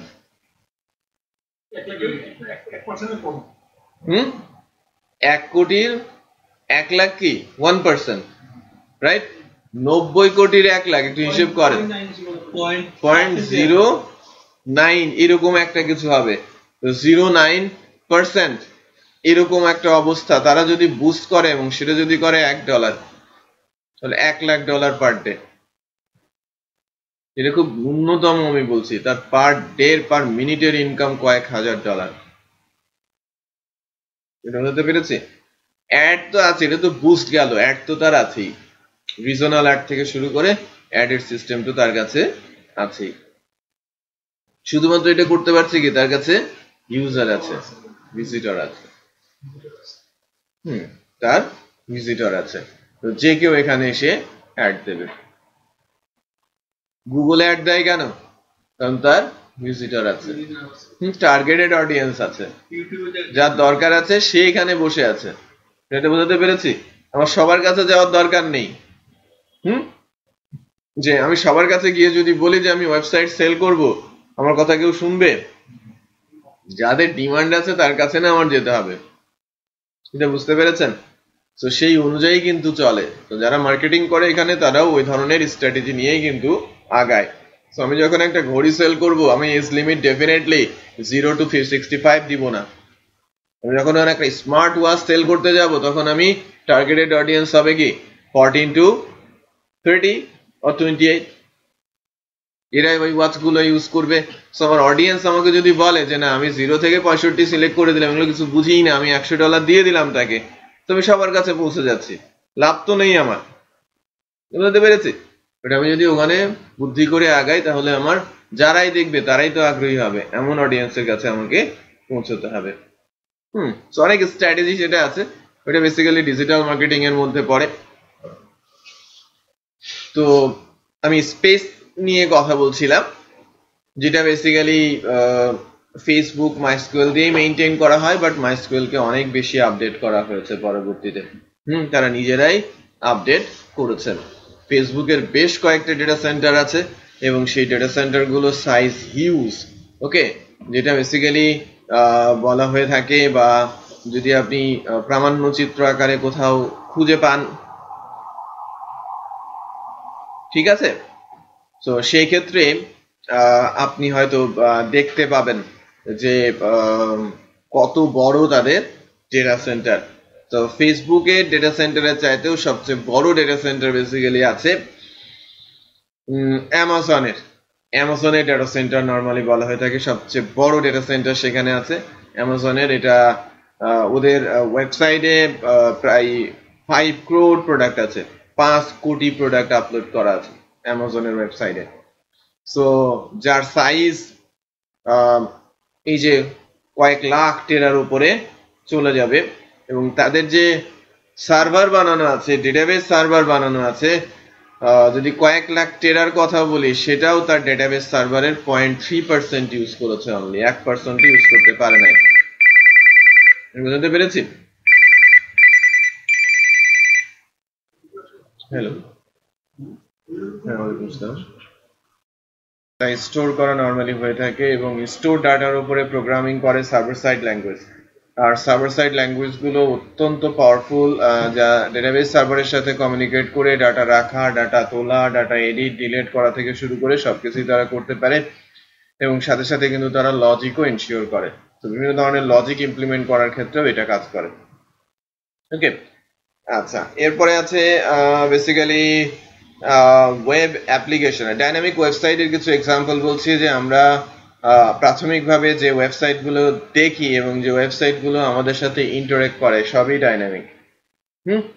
সবই কি ডাইনামিক সাইট, যারা ইন্টারেক্ট করছে এবং আমরা নর্মাল ভিজিটররা সবকিছু দেখতে পাচ্ছি, ইউজ করতে পারছি, সব সাইটগুলোকে আমরা ডাইনামিক ওয়েবসাইটই বলবো। হ্যাঁ, ফেসবুক, সকল নিউজ পেপার, সকল জব পোর্টাল, সকল ইনফরমেশন পোর্টাল, সকল ই কমার্স থেকে শুরু করে যত সাইট আছে, যেগুলোর ইনফরমেশন গুলো প্রতিনিয়ত চেঞ্জ হচ্ছে, আপডেট হচ্ছে বা চেঞ্জ করা যাচ্ছে, বা আপডেট হচ্ছে কোডের। বাট ওই নিউজ তো কেউ না কেউ আপডেট করছে। কোডাররা কি আপডেট করছে? কোডাররা করছে না। একটা সিস্টেম বানিয়ে দিয়েছে, ওই রিপোর্টাররা ওখানে ঢুকে সেই আপডেট গুলো করছে। তো তারাই সিস্টেমের মধ্যে ডাটাগুলো পুট করছে, ওখানে কোডাররা কোড লিখে নিউজ গুলো ডিসপ্লে করাচ্ছে না। রাইট, এই কারণেই ডাইনামিক। ডাইনামিক বেসিক্যালি যে সাইটের ইনফরমেশন কোড লেভেল অ্যাক্সেস ছাড়াই চেঞ্জ করা যায় বা চেঞ্জ হয়, সেটাই ডাইনামিক সাইট। এটাই তো ইস্যু, যে আপনারাও শিখবেন, আপনি কোড চেঞ্জ না করে আপনি এমন একটা সিস্টেম বানিয়ে দেবেন, সেই সিস্টেম ইউজ করে সে তার মতো তার পারপাস সার্ভ করবে। হ্যাঁ, ভিউ করবে সবকিছুই। HTML এর কোড তো আমাকেই তাকে লিখে দিতে হবে, আমি না তাকে একটা কিছু একটা বানিয়ে দিব, তারপরেই না তার মধ্যে, লাইক আমি যদি আমার সামনে যদি টিভি না থাকে, আমি তো টিভি দেখতে পারবো না। রাইট? টিভি বানানোর জন্য অনেক কিছু লেগেছে, সবকিছু কিন্তু তারা বানিয়ে দেন না এটাকে টিভি বলেছে। একটা রিপোর্ট সংবাদ কালেকশন করলো, সেটাকে কোর্টের মাধ্যমে না, সেটাকে মনে করেন লাইক আপনার সামনে একটা ফর্ম আছে, ওই ফর্মের মধ্যে আপনি টাইটেলটা দিলেন, রাইটারের নাম লিখলেন, সংবাদটা লিখলেন, রাইট, সময়টা উল্লেখ করে দিলেন, তারপরে আপনি বাটন প্রেস করলেন, সেভ করলেন, এটা ডেটাবেজে চলে গেল। রাইট, কোড আমার বোঝার দরকার নেই। আমার সামনে যদি একটা ফর্ম থাকে, আমি কিছুই জানি না, আমাকে ফেসবুকে রেজিস্ট্রেশন করতে বলছে, আমি তো রেজিস্ট্রেশন করতে পারছি। আমার কাছ থেকে শুধু ইনফরমেশন যাচ্ছে, আমার কিছু বুঝতে, আমার কি কোড লিখতে হচ্ছে? আমার তো কোড লিখতে হচ্ছে না। আমি যখন ফেসবুক ইউজ করছি, একদম গ্রামের রুট লেভেলে মানুষ এখন ফেসবুক ইউজ করতে পারে, কারণ ওখানে কি কোনো কিছু তার মানে মানে প্রোগ্রামেটিক্যাল কোনো কিছু কিন্তু করতে হচ্ছে না। তাকে যদি কমান্ড লিখে ফেসবুকের অ্যাকাউন্ট খুলতে হতো, কমান্ড লিখে যদি পোস্ট দিতে হতো, ওই লোককে এরকম করতে পারতো?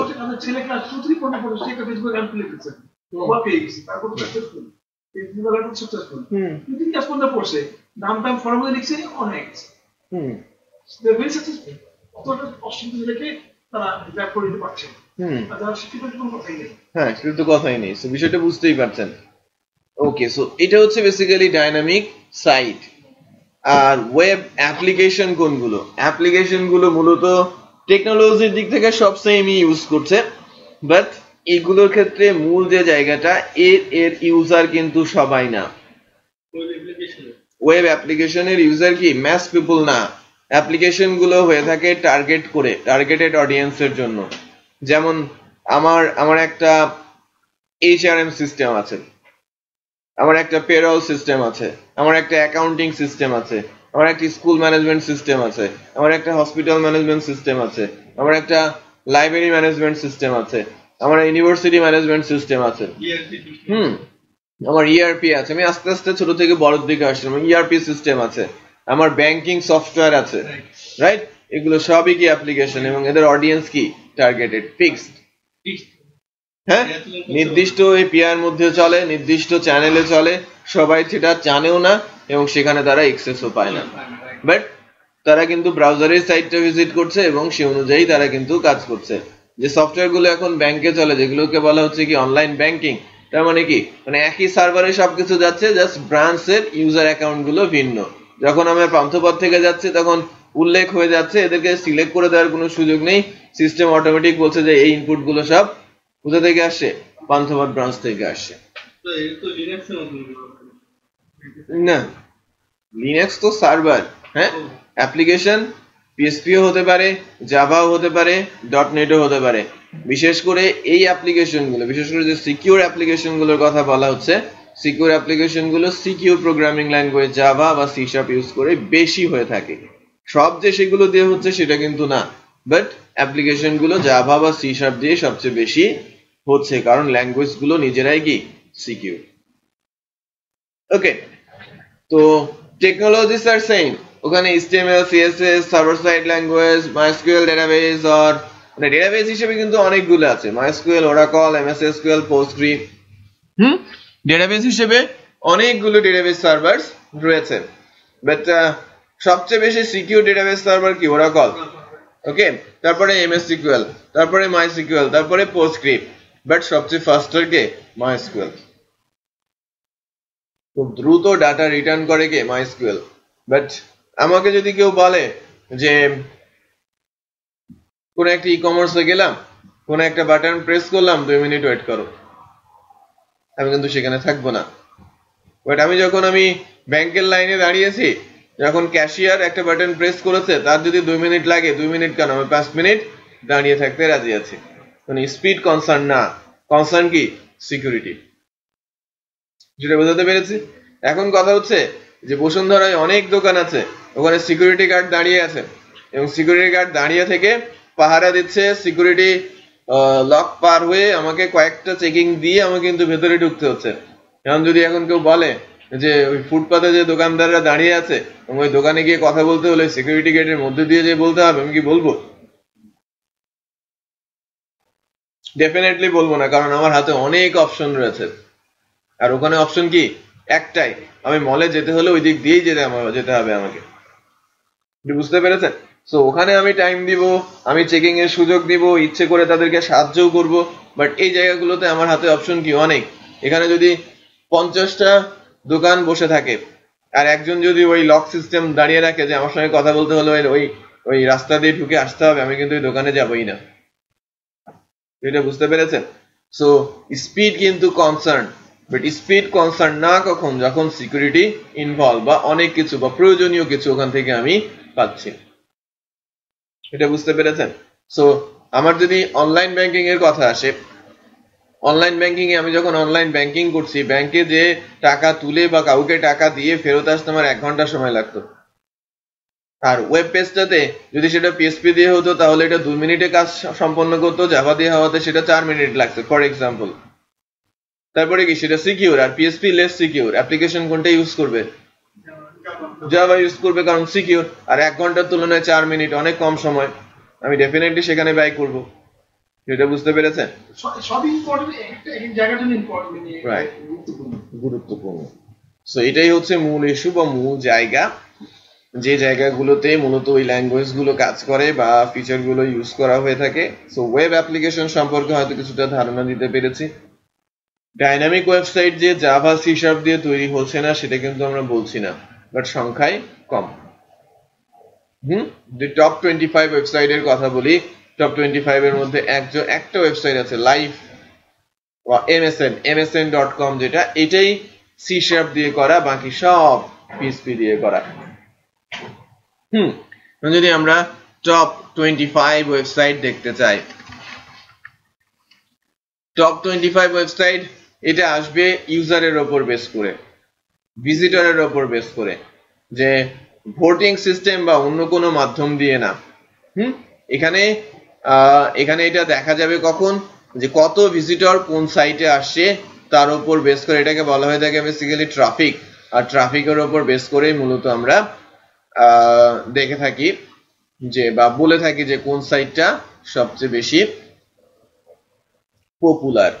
হ্যাঁ, ওয়েবসাইট পপুলার লিস্ট, এখানে লিস্টটা কিন্তু চলে আসছে, একটু খেয়াল করেন। ফার্স্টেই আছে গুগল, দ্বিতীয় পজিশনে আছে কে? ইউটিউব। তারপরে আছে ফেসবুক, দেন বাইডু কি চিনেন? বাইডু কি browser? Chinese search engine Baidu. হ্যাঁ, চাইনিজ, এরা ম্যান্ডারিন ভাষা ইউজ করে, আর বেসিক্যালি তারা কিন্তু গুগল সার্চ ইঞ্জিন ওখানে ঢুকতে দেয় না, চলে না। সো এর জন্য ওখানে এই সার্চ ইঞ্জিনটা অত্যন্ত জনপ্রিয়। হ্যাঁ, বাইডু সার্চ ইঞ্জিন, আর ওদের জনসংখ্যা 1/3 আর কি ওয়ার্ল্ড পপুলেশনের। ওয়ার্ল্ড পপুলেশনের 1/3, সেই কারণে 4 নম্বরে আছে। উইকিপিডিয়া, ইয়াহু আছে, গুগল ইন্ডিয়া আছে। হ্যাঁ, ইন্ডিয়া যে জনসংখ্যা, সো ডেফিনেটলি, সো প্রচুর ভিজিটর সেখান থেকে পায়। গুগল জাপান কিন্তু আছে, কিন্তু সেকেন্ড পজিশন, 11 নাম্বার পজিশন। একটু খেয়াল করেন লিস্টটা। সো ওখানে অনেক ওয়েবসাইট আছে, এর মধ্যে 360.co, তারপরে অনেক সাইট নতুন নতুন এসেছে এখানে দেখতে পাচ্ছি আমরা। গুগল ডি আসছে, রেডিট আসছে, লিঙ্কডইন পেছনে চলে গেছে, গুগল ইউকে চলে গেছে। সো 20-এর মধ্যে থেকে কিন্তু অনেক সাইট, 25-এর মধ্যে থেকে কিন্তু অনেক সাইট বের হয়ে গেছে। অনেক সাইটের মধ্যে এমএসএন ছিল, এমএসএন বেসিক্যালি .net দিয়ে করা, সে কিন্তু বের হয়ে গেছে। এখন জানা নেই কিছু ওয়েবসাইট আছে যেগুলো কোন ল্যাঙ্গুয়েজ দিয়ে করা, বাট 25 পর্যন্ত আমরা যখন দেখতে পাচ্ছি তখন কিন্তু এমএসএন বা আদার ওয়েবসাইট নেই। বাট যতটুকু আমরা জানি সেই অনুযায়ী সাইটের র্যাঙ্কিং অনুযায়ী আমরা যদি দেখি বা বলি যে ম্যাক্সিমাম টপ লেভেলের সাইটই কি পিএসপি দিয়ে করা। টপ লেভেল সাইটই পিএসপি দিয়ে করা। এরপরে আসছি, আমরা যদি বাই কান্ট্রি ধরি, দেখেন আমাদের দেশীয় সাইটগুলোর মধ্যে মানে দেশে কোন সাইটটা, মানে কোন সাইটগুলো সবচেয়ে বেশি জনপ্রিয়। এই যে বাংলাদেশে যদি আমরা যাই, বাংলাদেশে গেলে বাংলাদেশে গুগলের পরিবর্তে ইউটিউব কিন্তু সবচেয়ে বেশি জনপ্রিয়। এরপরে আছে google.com, তারপরে আছে google.com.bd। 4th পজিশনে আছে ইউটিউব, 5th-এ আছে ইয়াহু, 6th-এ ফেসবুক। কোনো পার্থক্য নেই, এটা ডোমেনে পার্থক্য। ঠিক আছে, প্রথম হলো 4-এ আছে, ফেসবুক কিন্তু 5-এ আছে। এটা কারণ আছে যে ফেসবুক এখন আমরা ল্যাপটপ ডেস্কটপের চাইতে বেশি অ্যাক্সেস করি মোবাইল দিয়ে।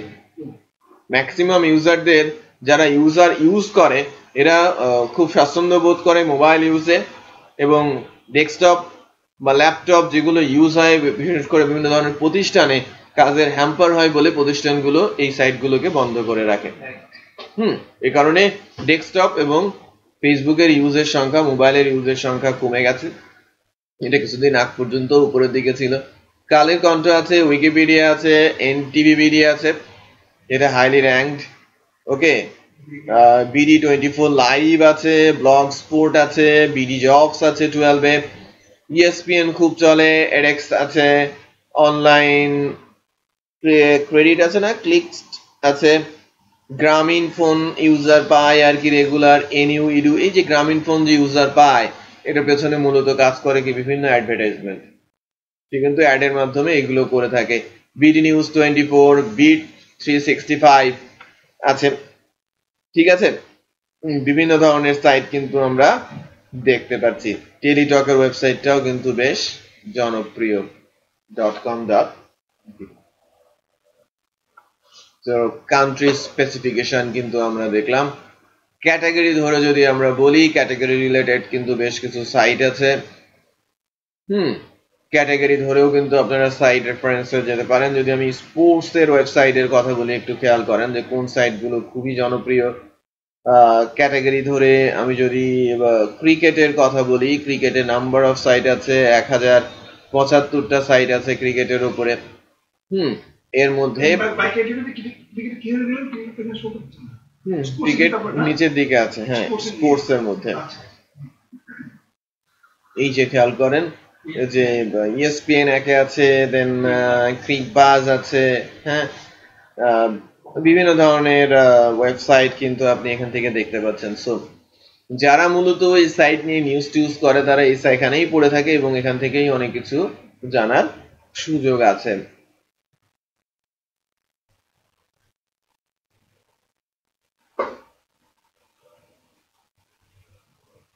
ওয়েবসাইটে ট্রাফিক যে স্ট্যাটিস্টিক্স আছে, ট্রাফিক স্ট্যাটিস্টিক্স আমি যদি বলি যে কোনো একটা সাইটে ট্রাফিক স্ট্যাটিস্টিক্স যদি আমি জানতে চাই,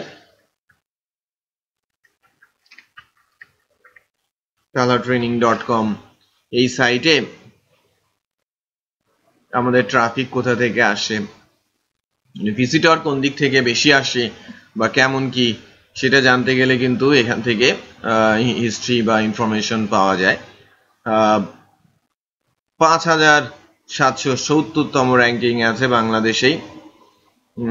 ট্রাফিক হিসেবে যদি আমরা দেখি যে গুগল থেকে, ফেসবুক থেকে, মানে গুগল থেকে 18%, ফেসবুক থেকে 12%, google.com থেকে হচ্ছে 9%, ইউটিউব থেকে 7.9% ভিজিটর কিন্তু আমরা পাচ্ছি। মানে এইটাকে বলা হচ্ছে ট্রাফিক সোর্স। কোন কোন সাইটে আমাদের সাইট সম্পর্কে দেওয়া আছে সেটাও কিন্তু এখানে বলা আছে।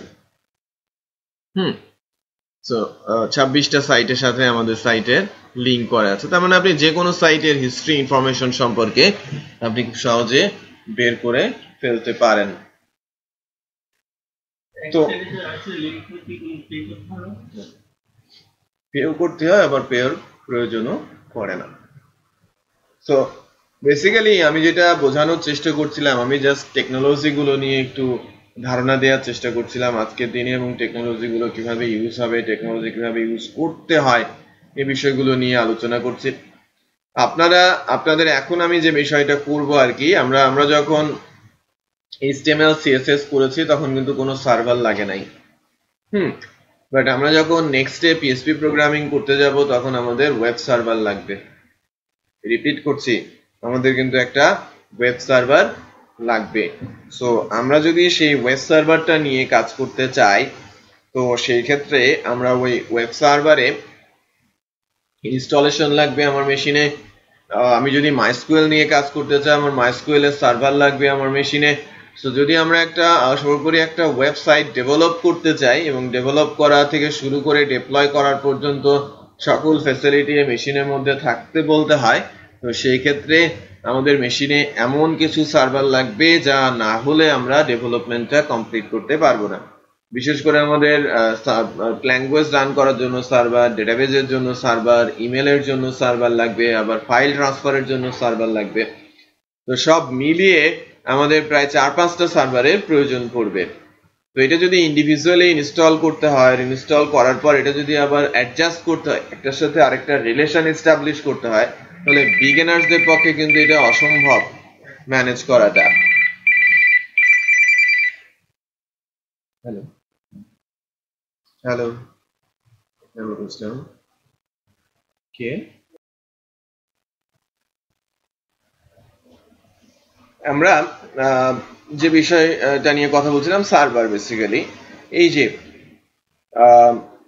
এটাকে আমাদের একটা সার্ভার, আমার মেশিনে কয়েক জায়গায় এই জ্যাম্প নামে একটা অ্যাপ্লিকেশন সফটওয়্যার ইনস্টল করা আছে, যার ভেতরে প্রায় 5টা সার্ভার আছে।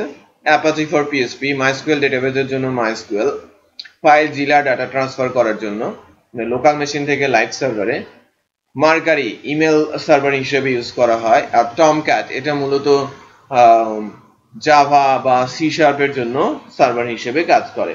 আমি যখন ওয়েব ডেভেলপমেন্ট করতে যাচ্ছি, আপনি পিএসপি দিয়েও করতে চাইতে পারেন, জাভা দিয়ে করতে পারেন, সি শার্প দিয়ে করতে পারেন, রাইট?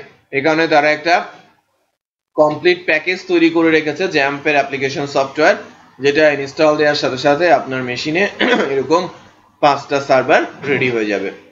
আমরা যখন পিএসপি ইউজ করব তখন আমার দরকার কি অ্যাপাচি। এটা পিএসপির জন্য মূলত সার্ভার হিসেবে কাজ করে কে অ্যাপাচি সার্ভার। সো এই অ্যাপাচি সার্ভারটা রানিং রেখে কাজ করতে হয়।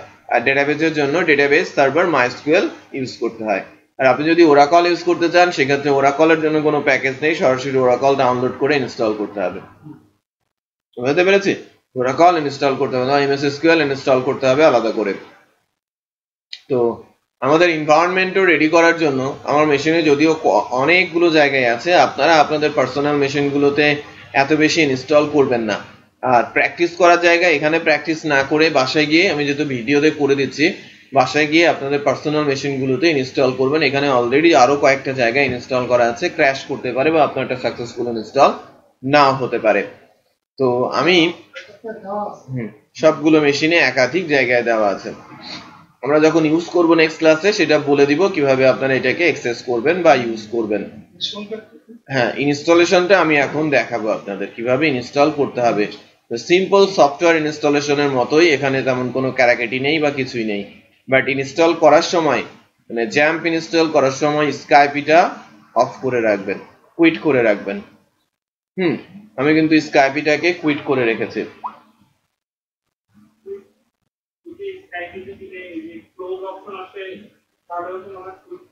না, আপনি একদম রাইট ক্লিক করে কুইট করে দেবেন।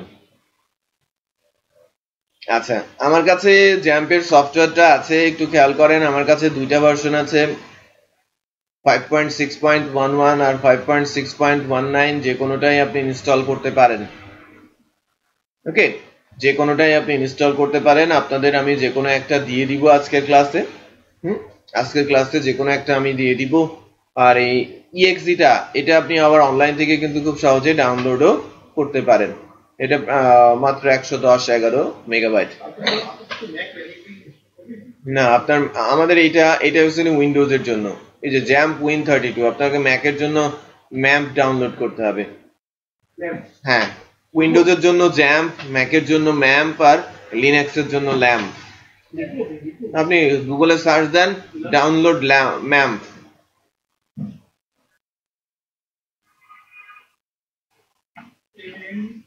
Double P.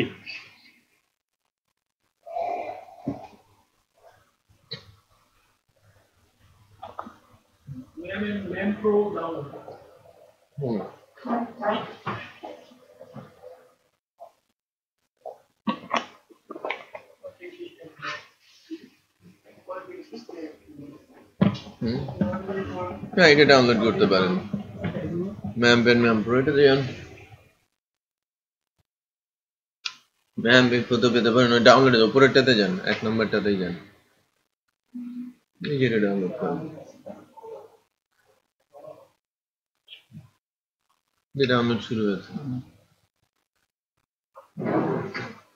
300 MB মতো ডাউনলোড করবে।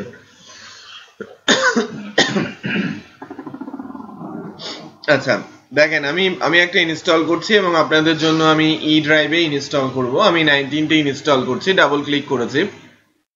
আচ্ছা এটা উইন্ডোজ 8 আছে, এটা কাজ করবে না। হ্যাঁ, উইন্ডোজ 10 ছাড়া এটা বেসিক্যালি কাজ করে না। আমি এর আগের ভার্সনটা পিএসপি 5.11 ইনস্টল করছি। 7 এ কাজ করবে না, এর দুইটার একটাও 7 এ কাজ করবে না, 8 এ কাজ করবে। আরো লোয়ার গ্রেডেড ভার্সন নামাতে হবে, যেটা আপনি প্রবলেম ফেস করতে পারেন কোঅর্ডিনেটর আলোচনার সময়, তখন হয়তো আপনি প্রবলেম ফেস করবেন। চেঞ্জ করেন উইন্ডোজ। ঠিক আছে, আমি ইনস্টল শুরু করেছি, জাস্ট ওই exe ফাইলটার উপরে ডাবল ক্লিক করেছি।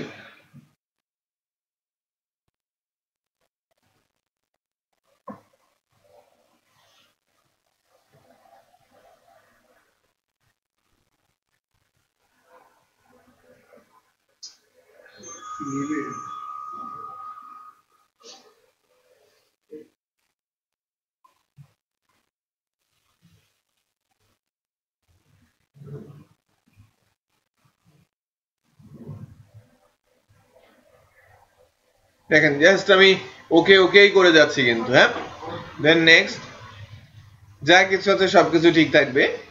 নেক্সট ফোল্ডারটা আমাকে বলে দিতে হবে কোথায় আমি ইনস্টল করব।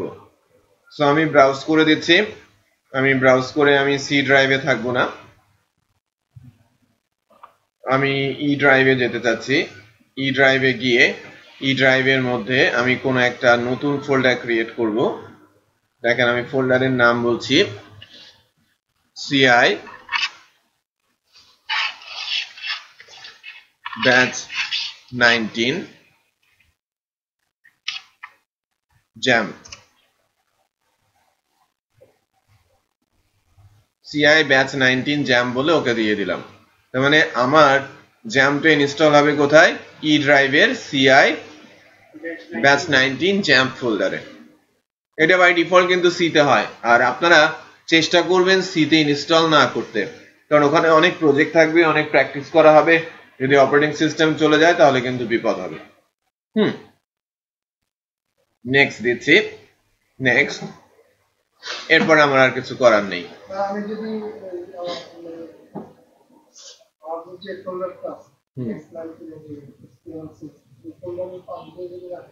না, ওর ভেতরে না করাই ভালো। না, সার্ভার অলওয়েজ রুটে ইনস্টল হবে, কোনো সাব ফোল্ডারের মধ্যে আপনি সার্ভারকে ইনস্টল করবেন না।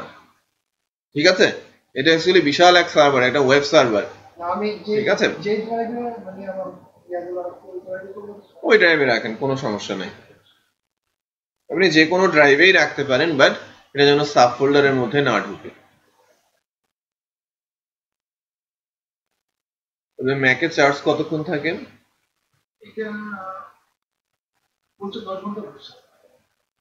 কতদিন আগে নিয়েছেন? New laptop? আগেরটা স্লো হয়ে গেছে, চলতেছে না।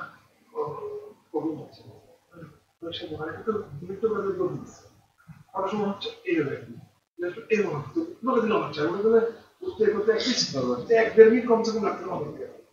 5 GB পেন ড্রাইভে কাছে কোনো সেকেন্ড। কত নিয়েছে এটার দাম? 1,08,17,500।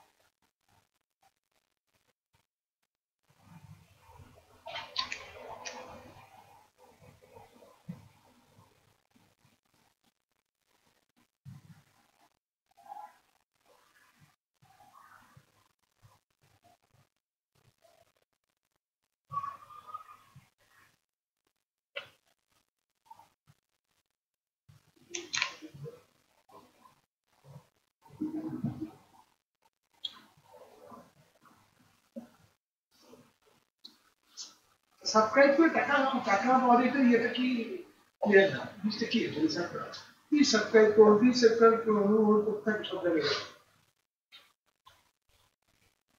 ওদের ইনকামটা হচ্ছে বেসিক্যালি ইনফরমেশন, ইমেল। কি ইনকাম হয়? মনে করেন যে আপনি ওয়েবের ইউজার, তো আমার কাছে 50 লাখ ইমেল অ্যাড্রেস আছে, আমি কিন্তু ধনী মানুষ, হ্যাঁ, যেমন আমি যদি মাসে একটা ক্লায়েন্টও পাই 50 লাখ ইমেল অ্যাড্রেস, আমার কাছ থেকে অনায়াসেই 50,000 টাকা দিয়ে সে কিনে নিয়ে যাবে। একজন মানুষ, মনে করেন আমার কাছে ইমেল অ্যাড্রেস আছে 50 লাখ এবং এটা 50 লাখ হচ্ছে আমেরিকান ইমেল অ্যাড্রেস। এটা আমেরিকান ইমেল অ্যাড্রেস। তো সেটা যদি থাকে আমেরিকান কোন একজন মার্কেটার্স এটা অনায়াসেই 50, বলতে পারেন যে আরো বেশি, আমি যদি বাংলাদেশি টাকায় 50,000 বলি, এর চেয়েও বেশি হলে 1 লাখ, 1.5 লাখ, 2 লাখ টাকাও সে কিনে নিতে পারে। কারণ কি, সে একসাথে একটা ইমেল 50 লাখ লোকের কাছে পৌঁছে দিতে পারছে। একটা ইমেল, এটা নির্ভর করে মার্কেটিং এর উপরে, যে যদিও বলা হয় যে 2.5% হচ্ছে রেশিও, যে নর্মালি 4% লোক যদি আমার ইমেলটা খোলে আমি সাকসেসফুল। হ্যাঁ, আমি যদি ইমেল করি, মনে করেন 1 লাখ আমি ইমেল করেছি, 1 লাখ না, আমি যদি বলি যে আমি যদি বিডি জবসের কাছে যাই, বিডি জবসে যদি আমি বলি যে আমি একবার একটা ইমেল দিব তোমার যে 10 লাখ ইউজার আছে 10 লাখ ইউজারের কাছে, তাহলে আমার কাছে বললেন যে আমার 15,000 টাকা দিতে হবে। একটা ইমেল দেবে আপনার নামে, ঠিক আছে, আপনার অ্যাডভার্টাইজমেন্ট দিয়ে। হ্যাঁ, না আমি আমার একটা মার্কেটিং করতে চাচ্ছি, সবার কাছে যাবে। তা 10 লাখ ইউজার আছে, রেজিস্টার্ড ইউজার আছে, তাদের কাছে ইমেলটা পাঠিয়ে দেবে। সে আমার কাছ থেকে কিন্তু 15,000 টাকা নিয়ে নিল, ইমেল অ্যাড্রেস কিন্তু আমার কাছে দিল না, যেটা বোঝেন। কিন্তু কেউ যখন আমার কাছ থেকে বলবে যে 10 লাখ ইমেল যদি তার কাছ থেকে কেউ কিনতে চায়, ফর এক্সাম্পল বিডি জবসের কাছ থেকে, সে কি দেবে? সে কিন্তু দেবে না। বাট এরকম অনেক অনেক সাইট আছে যারা মূল কাজ হচ্ছে ইমেল অ্যাড্রেস কালেক্ট করা। এই ইমেল অ্যাড্রেস গুলো কালেক্ট করে এবং যাদের ডিমান্ড আছে তাদের কাছে এটা সেল করে। 10 লাখ, 20 লাখ, 50 লাখ ইমেল অ্যাড্রেস কারো যদি থাকে, তারা কিচ্ছু করা দরকার নেই। এই কারণে বিভিন্ন ধরনের ফ্রি প্রোডাক্ট তুলে রাখে এবং বলে যে সাবস্ক্রাইব করেন, নিয়ে যান। জাস্ট ইমেল অ্যাড্রেসটাই তার দরকার, আর যে প্রোডাক্টটা সে তুলেছে সেটাও কিন্তু ফ্রি। বুঝতে পেরেছেন? দেখেন, একটা ডায়ালগ বক্স আমার কাছে চলে আসছে, আমি যদি এটাকে কুইটও করি, আমার ইনস্টল হয়েছে কোথায়? এটা ই ড্রাইভে না? একটা ই ড্রাইভে ইনস্টল হয়েছে। ই ড্রাইভে কি নামে আছে? CI ব্যাস 19 জ্যাম। এর ভেতরে প্রচুর ফোল্ডার টোল্ডার চলে আসে, রাইট? এখান থেকে আপনাকে রান করাতে হবে যে জ্যাম্পের কন্ট্রোল প্যানেল। জ্যাম্পের কন্ট্রোল প্যানেল রান করিয়ে প্রাথমিকভাবে আপনি রান করাবেন কাকে? অ্যাপাচিকে। ঠিক আছে, প্রাথমিকভাবে আমরা রান করাবো অ্যাপাচি, কারণ পিএসপির জন্য অ্যাপাচিই লাগবে। আর অ্যাপাচি রান হয়ে গেলে আমার কাজ শেষ, আমি পরবর্তী দিন থেকে খুব সহজে প্রোগ্রামিং শুরু করতে পারবো। আমি যদি এখন ব্রাউজারে গিয়ে লোকালহোস্ট লিখি, তাহলে আমার ওই জ্যাম যেখান থেকে রান হয়েছে, এই যে আমার সার্ভার পেজ চলে আসলো। ঠিক আছে, এটার মধ্যে 4টা সার্ভার আছে, পার্ল, পিএইচপি, মানে অ্যাপাচিতে পিএসপি, পার্ল সবই রান করে, মানে অ্যাপাচি সার্ভারের মধ্যে। আর মাইস্কুয়েল তো এখানে আছেই, database, PHP language, Perl language, পার্লো language, Apache server, MySQL database, PSP language, পার্লো ল্যাঙ্গুয়েজ। ঠিক আছে,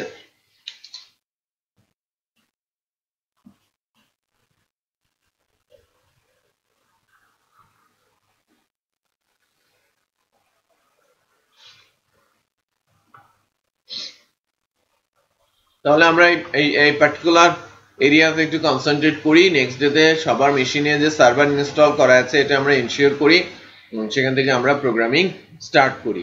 তো বেসিক নলেজ যেটা আমরা আজকে ডেভেলপ করলাম, ল্যাঙ্গুয়েস্টিক, এটার উপরে আমরা আর একটু ডিটেল পড়াশোনা করার চেষ্টা করি। প্রত্যেকটা ল্যাঙ্গুয়েজ কি সেটা একটু জানার চেষ্টা করি, এবং নেক্সট ক্লাসের অ্যাসাইনমেন্ট হচ্ছে আপনারা জেনে আসবেন যে পিএসপি কি, হ্যাঁ, মাইস্কুয়েল কি, এর উপরে 2টা ডকুমেন্টেশন বানিয়ে নিয়ে আসবেন ওয়ার্ডে। ঠিক আছে, থ্যাংক ইউ। তো আমি আজকে আপনার